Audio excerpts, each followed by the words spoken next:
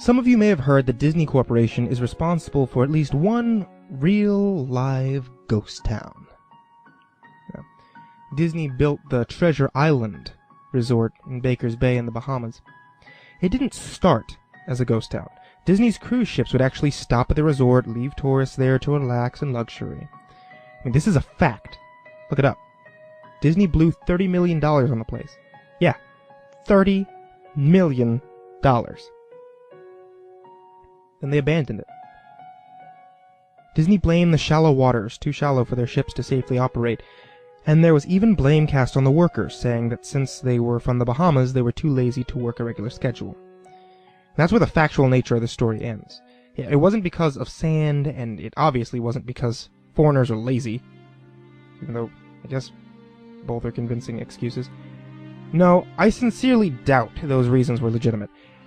Why don't I buy the official story? Because of Mowgli's Palace. Near the beachside city of Emerald Isle in North Carolina, Disney began construction of Mowgli's Palace in the late 1990s. Now, the concept was a jungle-themed resort with a large, you guessed it, palace in the center of the whole thing. If you're unfamiliar with the character of Mowgli, then you might better remember the story, The Jungle Book. If you haven't seen it anywhere else, then you know it as the Disney cartoon from decades past. Mowgli is an abandoned child in the jungle, essentially raised by animals and simultaneously threatened/pursued by other animals, etc., etc. Mowgli's Palace was a controversial undertaking from the start.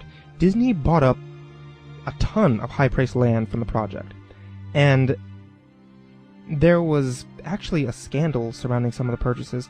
The local government claimed eminent domain on people's homes. They turned around, sold the properties to Disney. At one point, a home that had just been constructed was immediately condemned with little to no explanation. And the land grabbed up by the government was supposedly for some fictional highway project. Knowing full well what was going on, people started calling it Mickey Mouse Highway. Then there was the concept art. A group of stuffed shirts from Disney Co. actually held a city meeting. They intended to sell everyone on how lucrative this project was going to be for everyone. When they showed the concept art, this gigantic Indian palace surrounded by jungle, staffed with men and women in loincloths and tribal gear, well, suffice to say, everyone flipped their shit. We're talking about a large Indian palace, jungle, and loincloths, not only in the center of a relatively wealthy area, but also a somewhat xenophobic area of the southern U.S. It was a questionable mix at that point in history. One member of the crowd tried to storm the stage, but he was quickly subdued by security after he managed to break one of the presentation boards over his knee. Disney took that community and essentially broke it over its knee as well. The houses were razed. The land was cleared. There wasn't a damn thing anyone could do or say about it. Local TV and newspapers were against the resort at the beginning, but some insane connection between Disney Media's holding and the local venues came into play, and their opinions turned on a dime. So, anyway, Treasure Island, the Bahamas. Disney sunk those millions in and then split. The same thing happened with Mowgli's Palace. Construction was complete. Visitors actually stayed at the resort. The surrounding communities were flooded with traffic and the usual annoyances associated with the influx of lost and irate tourists. Then it all just stopped. Disney shut it down. Nobody knew what the hell to think, but they were pretty happy about it. And Disney's loss was pretty hilarious and wonderful to a large group of folks who didn't want this in the first place. And I honestly didn't give the place another thought since hearing it closed over a decade ago. I live maybe 4 hours from the Emerald Isle, so really I only heard the rumbling and didn't experience any of it firsthand. Then I read this article from someone who had explored the Treasure Island Resort and posted a whole blog about all the shit he found there. Stuff just left behind. Things smashed, defaced, probably ruined by the disgruntled former employees who had lost their jobs. Hell, the locals from all around probably just had a hand in wrecking that place. People there felt just as angry about Treasure Island as folks did about Mowgli's palace. Plus, there's rumors that Disney had released their aquarium stock into the local waters when they closed, including sharks. Who wouldn't want to take a few swings at some merchandise after that? Well, what I'm getting at is that this blog about Treasure Island got me thinking. Even though many years had passed since its closing, I figured it might be cool to do some urban exploration at Mowgli's palace. Take some photos, write about my experience, and probably see if there's anything I could take home as a memento. I'm not gonna say I wasted no time in getting there, because honestly, it took me another year after I first found that Treasure Island article to get around to going up to Emerald Isle. Over the course of that year, I did a lot of research on the Palace Resort, I tried to. Naturally, no official Disney site or resource made any mention of the place that had been scrubbed clean. Even odder was that nobody before myself had apparently thought to blog about the place or even post a photo. None of the local TV or newspaper sites had one word about the place, though that was to be expected since they all swung Disney's way. They wouldn't be out there lauding their embarrassment, you know. Recently, I learned that corporations can actually ask Google, for example, to remove links from search results, basically for no good reason. Looking back, it's probably not that nobody's spoken of the resort, but rather their words were made inaccessible. So in the end, I could barely find the place. All I had to go on was an old-as-hell map that I had received in the mail back in the 90s. It was a promotional item sent out to people who had recently been to Disney World, and I guess since I had been there in the late 80s, that was recent. I didn't really intend to hang on to it. It just got shoved into my books and comics from my childhood. I'd only remembered it months into my research, and even then, it took me another few weeks to locate the storage bin my parents shoved it all into. But I did find it. Locals were no help, as most were transplants who had moved to the beach in recent years, or old residents who just sneered at me and made rude gestures the second I managed to say, "Hey." The drive took me through an inordinately large corridor of overgrowth. Tropical plants that had run rampant and overpopulated the area, mixed with the native species of flora that actually belonged there and had tried to reclaim the land. I was in awe when I reached the front gates of the resort. Tremendous, monolithic wooden gates whose supports to either side looked like they must have been cut from giant sequoias. And the gate itself had been gouged in several places by woodpeckers, eaten away at the base by burrowing insects. Hanging on the gate was a sheet of metal, some random scrap, with a hand-painted letter scrawled in black. Abandoned by Disney.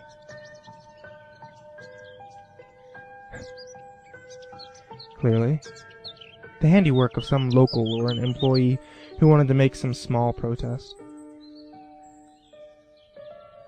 The gates were open enough to walk through, but not drive. So grabbing my digital camera and the map, whose flip side showed a layout of the resort, I set off on foot. The inner grounds of the place were just as overgrown as the entryway.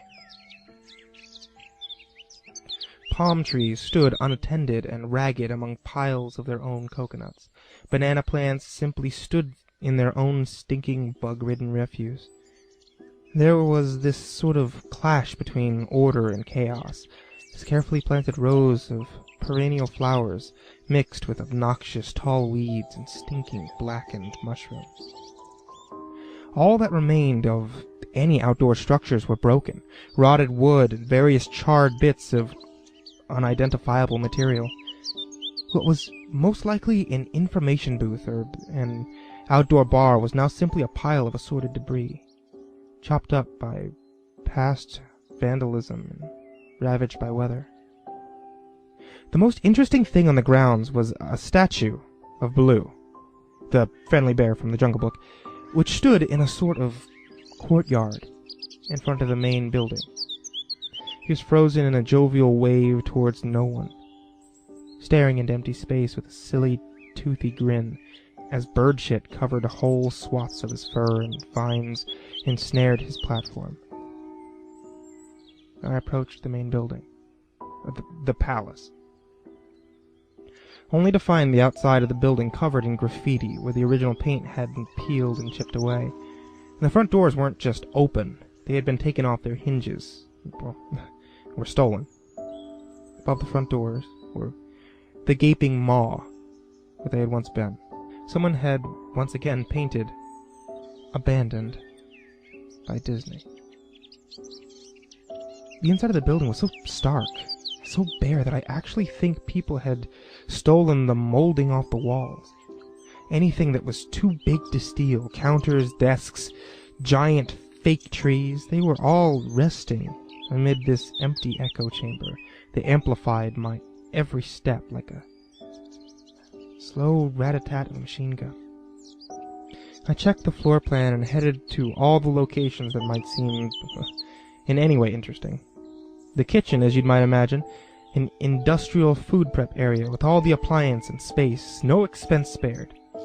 Every glass structure was broken, every door knocked off its hinges, every metal surface kicked and dented. The entire place smelled like very old piss. And the huge freezer, not even remotely cool now, had rot upon every empty shelf space.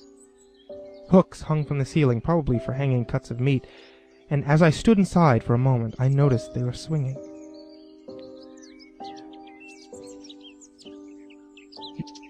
Each hooks swung in a random direction, but their movements were slow and small, that it was almost impossible to see. And I figured that it must have been caused by my footsteps. So I stopped one from swinging by clutching it with my fist, and then carefully let it go. But within seconds, it started swinging once more. The bathrooms were in much the same state as the rest of the place. Just like the Treasure Island Resort, some had methodically smashed each porcelain commode with coconuts and other implements, and there was about a half-inch of rancid, stinking, stagnant water on the floor, so I didn't stay there for very long. What's odd is that the toilets and the sinks and the bidets in the ladies' room, yes, I went there, all dripped, leaked, or just ran freely. I mean, it seems to me that they should have been shut off a long time ago. And there were plenty of rooms in the resort, but naturally I didn't have time to look through all of them, so... The few I did peer into were similarly wrecked, and I didn't expect to find anything there. I thought there was actually a television or a radio in one room, as I really think I heard a quiet conversation coming out. Though it was like a whisper. And probably even my own breath just echoing in silence, or just another case of the sound of flowing water playing tricks on the mind. It sounded like... I didn't believe it. I didn't know that. I didn't know that. Your father told you.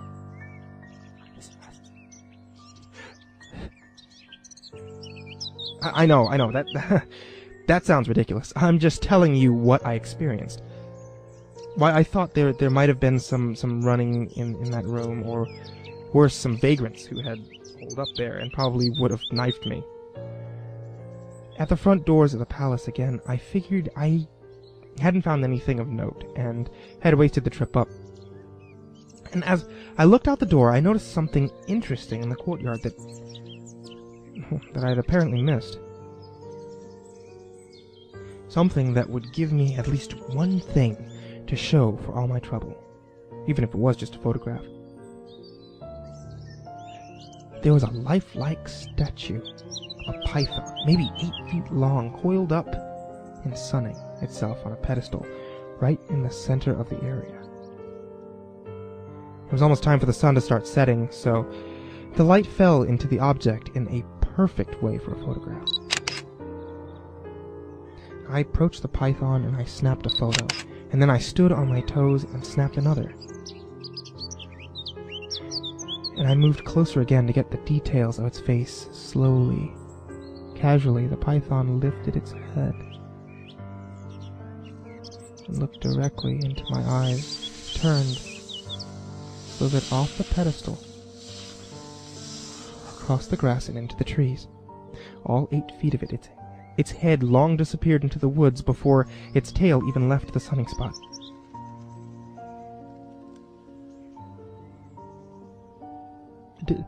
Disney had released all their exotic animals onto the grounds. Right there on my floor plan was the reptile house. Oh, I should have known.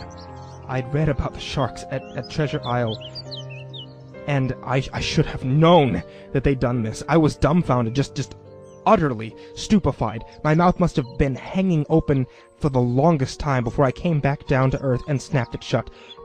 I blinked a few times and backed away from where the snake had been, back towards the palace. Even though it was totally gone, I still wasn't taking any chances and backed my way into the building. I took a few deep breaths and slapped to my own face to get myself right in the head again after that. I looked for a place to sit down, as my legs were feeling a bit like jelly at this point. Of course, there was no place to sit down unless I wanted to recline in the broken glass and dead leaf carpet, or haul myself up onto a desk of questionable reliability. I had seen some stairs near the palace lobby and decided to go have a seat there until I felt better. The staircase was far enough away from the front of the building to be relatively clean, save for a startling accumulation of dust. I pulled the wedge of metal off the wall, once again painted with "Abandoned by Disney," that motto that I'd become accustomed to. I placed the wedge on the stairs and sat on it to keep at least somewhat clean. The stairway led downward, below ground level. Using my camera flash as a sort of improv flashlight, I could see that the staircase ended in a metal mesh door with a padlock. A sign on the door, a real sign, read, "Mascots only. Thank you." This perked up my spirits a little bit for two reasons. One, a mascots only area would definitely have something interesting. And two, the padlock was still in place. Nobody had gone down there. Not the vandals, not the looters, nobody. This was the one place I could actually explore, and perhaps find something interesting to photograph, or wantonly steal. I had come to the palace essentially agreeing with myself that it was okay to take anything I wanted because, hey, abandoned. It didn't take much to bust the lock. Well, actually, that's wrong. It didn't take much to bust the metal plate on the wall that the padlock was hooked to. Time and decay had done most of the work for me, and I was able to bend the metal plate enough to pull the screws out of the wall, something nobody else had apparently thought of, or hadn't been able to do at the time. The mascots only area was a startling and very welcome change from the rest of the building that I'd seen. For one, every second or third fluorescent light overhead was illuminated, even though they flickered and faded randomly. Also, nothing had been stolen or broken, even if age and exposure were definitely taking their toll. Tables had notepads and pens, there were clocks, even a punch-in clock on the wall, complete with filled-out time cards.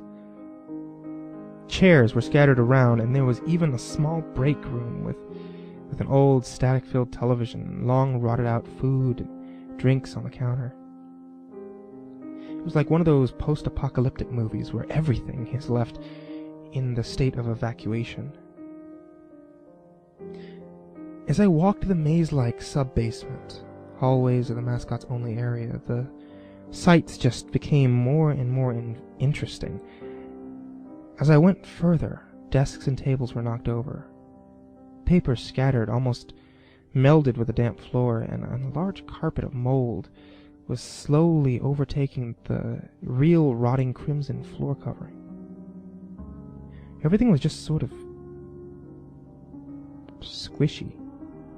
Anything wood disintegrated into mush whenever I applied even the least amount of force, and clothing items hanging on hooks in one of the rooms simply fell to moist threads if I tried to unhook them. One thing that annoyed me was the light was becoming more sparse and unreliable as I went further into the dank, suffocating depths of the place. Eventually, I reached a black and yellow striped door with the words "Character Prep" stenciled in it.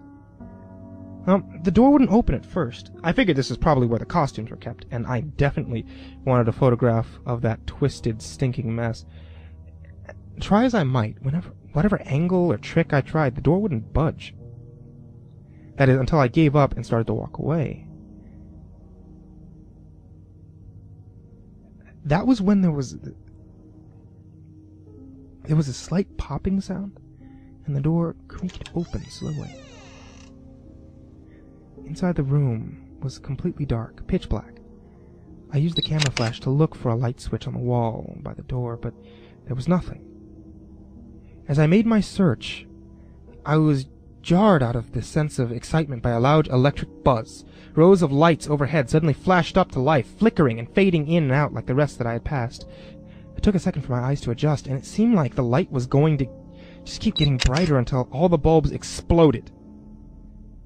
Just when I thought that it would reach that critical stage, the lights dimmed a bit and steadied.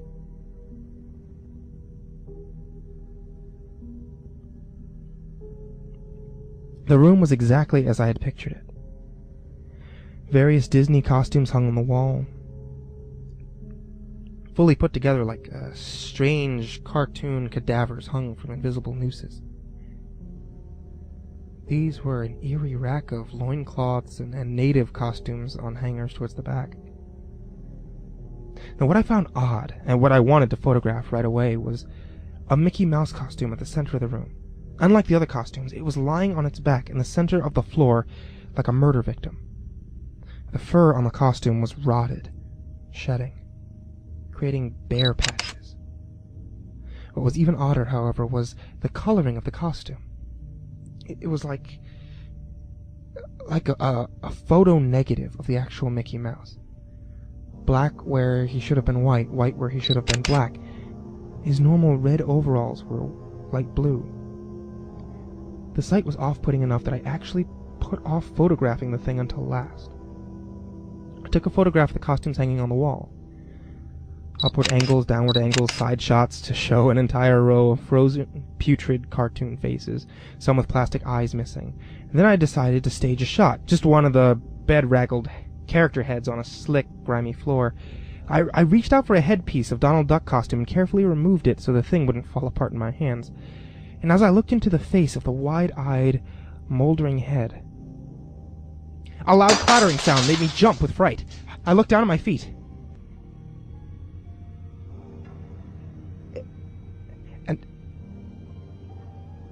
And there between my shoes was a human skull.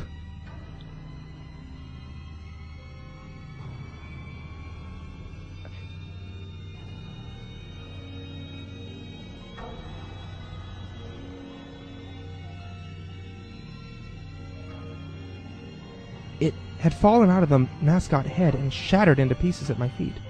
Only the empty face and lower jaw remained staring up at me.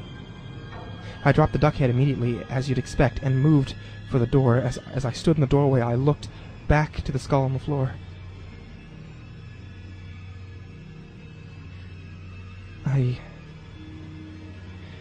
had to take a picture of it, you know? I mean, I had to. For any number of reasons that may seem silly, but only if you don't think it through. I'd need proof of what happened, especially if Disney was going to to somehow make this go away. I had no doubt in my mind, right from the start, that even if it was just gross negligence, Disney was responsible for this. That's when Mickey, that photo-negative Mickey opposite Mickey in the middle of the floor, started to get up. First sitting up, then climbing to his feet. The Mickey Mouse costume, or whoever was inside of it, stood there at the center of the room, its fake face just staring directly at me as I mumbled, "No, no, no, no, no, no, no, no," over and over and over, with shaking hands, a violently thrashing heart, and legs that had once again turned to jelly. I managed to lift the camera, aim it at the opposite creature, now quietly sizing me up. The digital camera screen displayed only dead pixels in the shape of the thing. It was a perfect silhouette of the Mickey costume. As the camera moved in my unsteady hands, the dead pixels spread, marring the screen wherever Mickey's outline moved to. Then the camera died. Went blank, quiet, and broken. I raised my eyes once again to the Mickey Mouse costume. "Hey," it said in a hush, perverted but perfectly executed Mickey Mouse voice. "Wanna see my head come off?" It started to pull at its own head, working it clumsily, gloved-clad fingers around its neck and clawing impatiently, movements similar to a wounded man trying to pull himself free of a predator's jaws as it worked its digits into its neck. So much blood, so much thick, chunky, yellow blood. I turned away as I heard a sickening tearing of cloth and flesh, only cared about getting away. Above the doorway, out of this room, I saw the final message clawed into the metal with bone or fingernails. "Abandoned by God." I never got the picture out of the camera.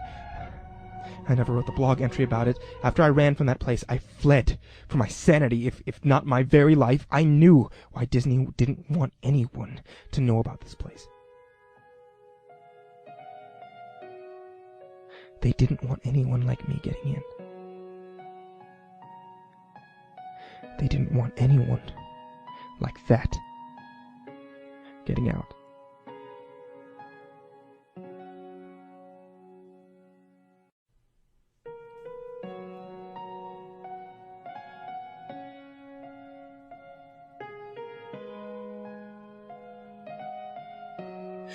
It's been a while since I've written anything related to the Disney Corporation, and I'm sure that you can understand why.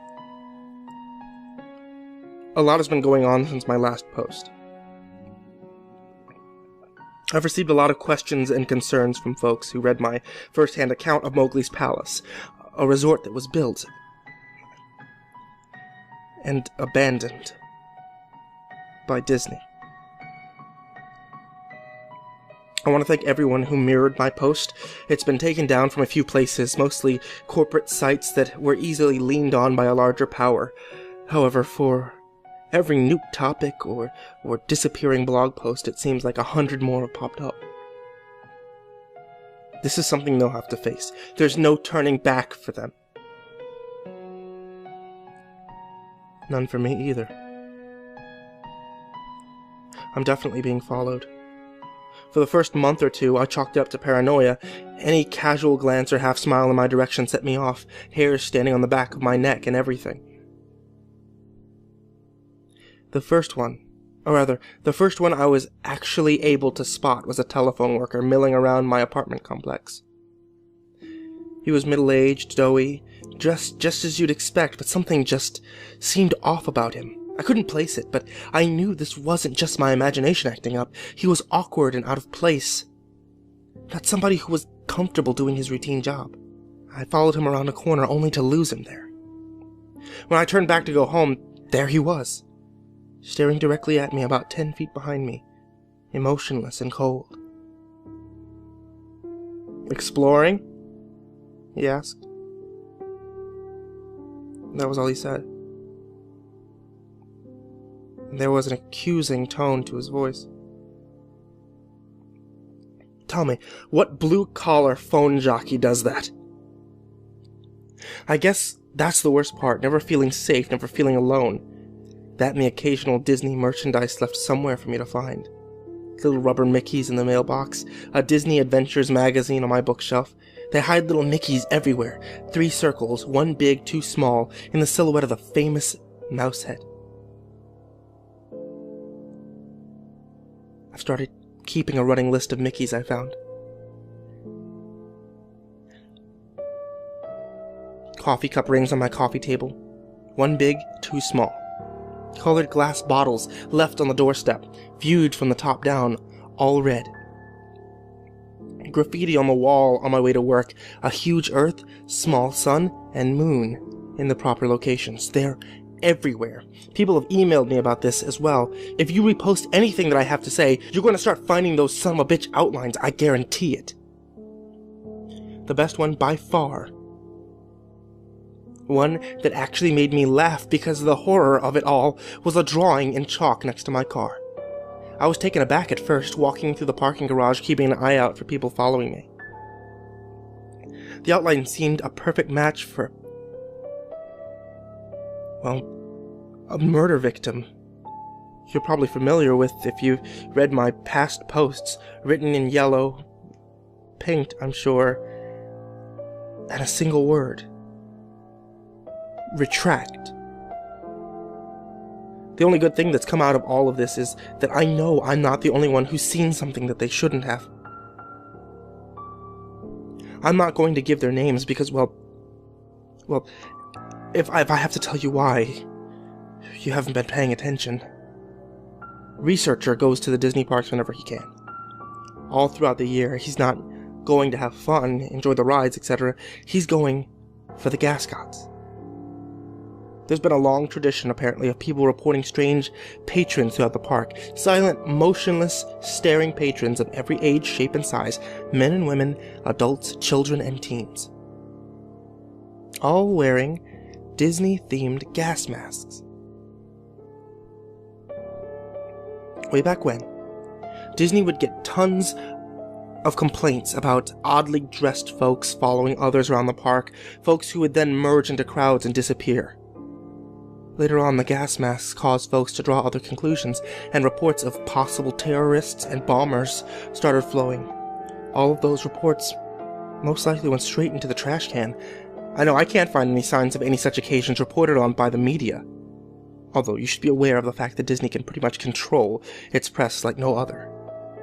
Researcher goes to the parks, talks to a few people, and tries not to draw any attention to himself. He'll just ask 3 or 4 families that they've seen his friend, who's wearing a funny mask. He's yet to see a gascot himself, though on one occasion a child pointed him towards Frontier Town. As he raced through the crowd, he heard a single voice ahead cry out, "Mommy! I want a Goofy Air mask too!"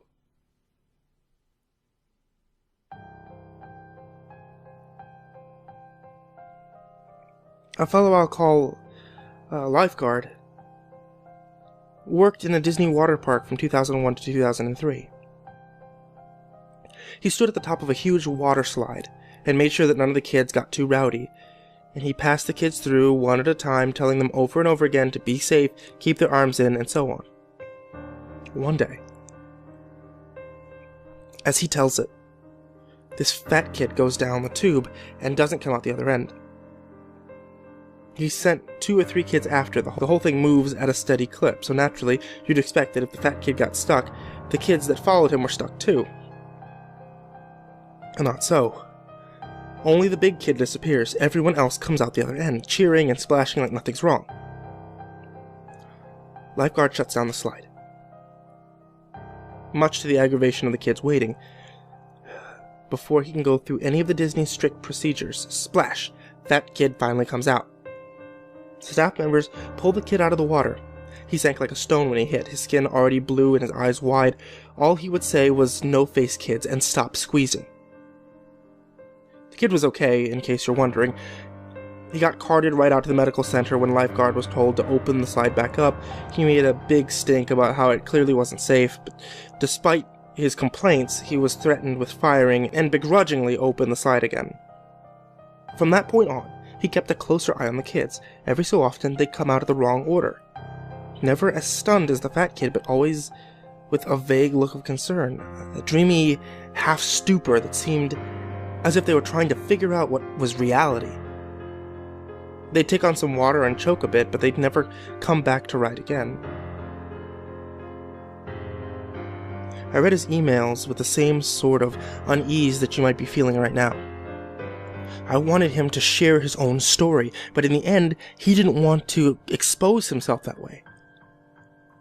And I can't say that I blame him. Snow White, which wasn't the actual role she played, was a character in the park. She had a nice little tidbit for me. You know what happens when a costumed employee drops dead in his suit? Like 1 second, he's taking a picture with little Jimmy, and the next, he's had a fatal stroke. A second costume mascot in the area has to sit with the corpse on a curb or bench and wait for a designated dry cleaner to drive and cart the body away in a discreet manner.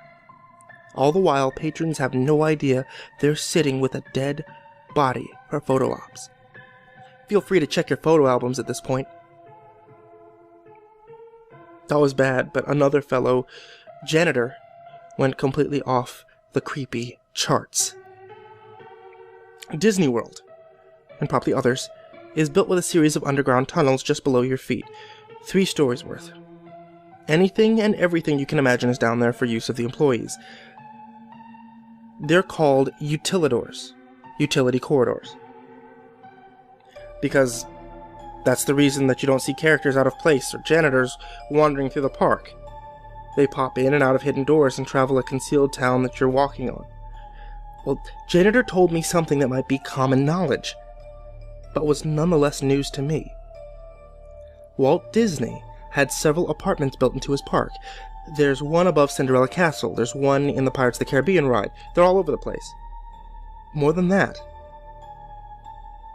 there are nightclubs, a movie theater, a bowling alley, and much more, all behind doors built right into the whimsical facades that you pass by without a single look. Club 22 is one such hidden area.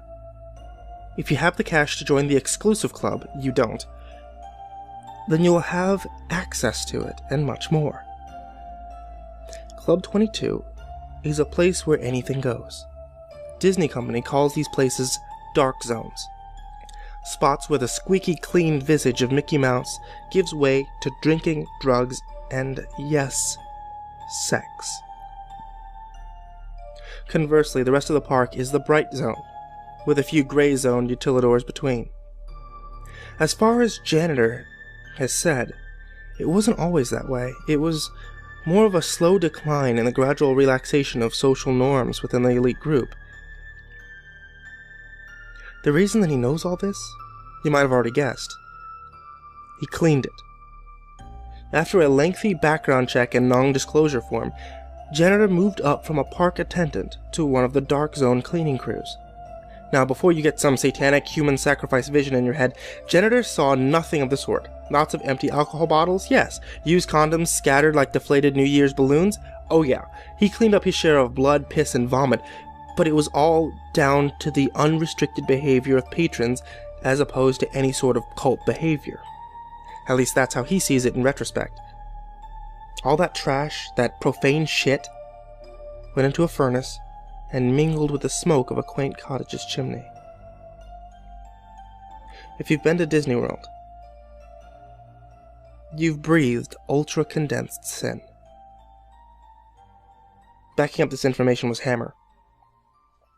Hammer mailed me the old-fashioned way, I didn't know how he got my home address. He sent me photocopies of work papers proving his employment with the instruction to burn them when I was convinced. Which I did, gladly. Hammer worked around the Disney park, doing demolition and construction. At one point, he approached his superior regarding some strange construction plans. This wide, rectangular area marked off on the blueprints about the size of a supermarket. The area was left unnamed and only bore the word, "Do not dig." Not only was his superior in the dark, but he was super fucking purposeful in the dark. He didn't want to talk about it, didn't want to know about it, and said, ending the conversation with, "This space intentionally left blank."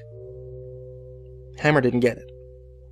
The area seemed a waste of space, and it was directly conflicting with the work that he and his team had been given. He started poking around the area on his off time, finding only a derelict steel door and a great span of concrete just beyond.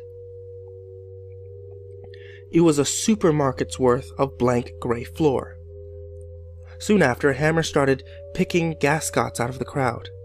Unlike all the other reports, the people, the things, would stand in full view of the guy.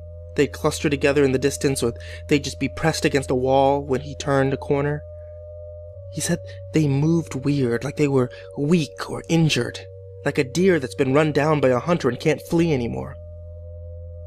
The gas masks, the Disney characters' faces with the filters jammed in. He noted that they seemed wet on the inside, like condensation on a car window. Tiny beads of water glimmered behind the glass, making it impossible for any of them to actually see. Probably further, Hammer started asking questions of anyone and everyone who had been working in the park for a decade or more. He hit dead ends throughout until he was directed to Ida, an elderly woman who worked in a restaurant on Main Street. She'd been there since way back, and though nobody had the balls to ask directly, everyone knew she had some pretty terrible stories to tell. Hammer asked about the empty space, and then about the gas masks. And at first, he thought that he would receive the same non-answers he'd gotten so far. She was quiet. Eerily quiet. "Room 0, she croaked. A single shaking hand placed to her cheek as if she were a little girl fearing a father's punishment. She didn't meet the man's gaze for the entire conversation. Room 0, as it turned out, was yet another hidden room, just like the apartments in Club 22. However, its sheer size and its spot deep beneath the park set it apart from any of the fun dark zones. It was a bomb shelter. Room 0 was built to withstand a massive attack, be it conducted by foreign or domestic enemies. Room 0 was to be stocked with enough rations to feed the entire park's average number of patrons at any given moment, and house a smaller yet lavish panic room of sorts for the Disney higher-ups. During World War II, official Disney gas masks were actually produced for children to wear in the event of an attack. The idea was that it would be less scary for kids if Mickey's face was emblazoned on the wartime safety device. Yes, I know the obvious problems with that. During the Cold War scare of the 60s, when Walt Disney World was constructed, Room 0 was stocked with similar masks as well. Whether they cared about the fear of children or just callous branding, the things found their ways down there. What's more, some genius decided the kids would then be frightened of the gas masks their parents wore. And so masks, adult and children, were made to comply to this insane standard. Ida described it as treating a wound with lemon juice. And none of this explained what Hammer had been seeing. Not only the seemingly supernatural appearances, but the emptied-out room as well. "I've been there," he explained. "There's nothing but a cement floor and 4 walls." "No! Ida shook her head and covered her mouth, stifling a sob. "You've been on top of it." Someone or something sounded the alarm one day. When the park was at full capacity, the warning was clear. It was supposedly an air attack. Security ushered everyone down into the tremendous cellar, and there they were ordered to put on their masks and hunker down for the duration of the assault. Everyone was quiet for about 30 minutes, save for the children crying and the frightened whispers. No one wanted to die, and so they were thankful, in a way, for the strange measure of safety. Then the first scream rang out. "Hey!" a man shouted. "Quit pinching!" Waves of shrieks and yelps ripped through the crowd, from one wall to the other, back and forth. "Who's running around? Settle down!" someone hollered. "Who's laughing? That's not funny! Ow! Who stepped on my foot?" Despite security guards urging to calm down and keep their cool, the crowd became more and more agitated until finally, after nearly an hour of the madness, the lights flickered and died. What followed could only be described as utter chaos. In the dark, only the wails of the young and the anguished cries of adults could be heard in a massive, swelling din that bloodied the ears of all within that black echo chamber. A group of staff members and a select few patrons made it out of the door, ready to face the war above rather than the insanity below. What they found, of course, was a desolate yet untouched theme park. Upon returning to room 0, the few who stood at the top of the steel staircase, down into the pitch blackness, heard no sign of the previous fray. There was only silence. Ida herself descended that staircase despite the begging of those that she left above, and she reached the reinforced doors herself, now awash in darkness and hearing only the buzzing in her ears. A single voice came out of the darkness. The echo made it impossible to tell whether the mocking, raspy voice was at the back of the bomb shelter or if it was right in front of her face. "Shut the door, dear. You're letting out the cold." Gripped by terror, she did just that. And within days the entire thing, shelter, staircase, all of it, was covered with feet upon feet of cement. Air systems and generators above its ceiling were removed, creating a large empty space.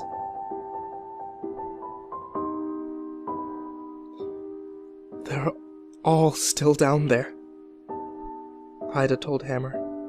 "Down there with whoever that was."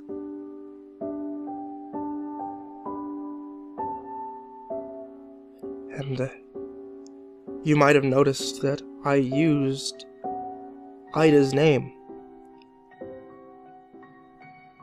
Unfortunately, she passed away soon after telling her story. Accidental fall, supposedly, after getting out of bed to turn on a light. Such a company devotee, the paper reported, that her entire bedroom was covered with Mickey silhouettes.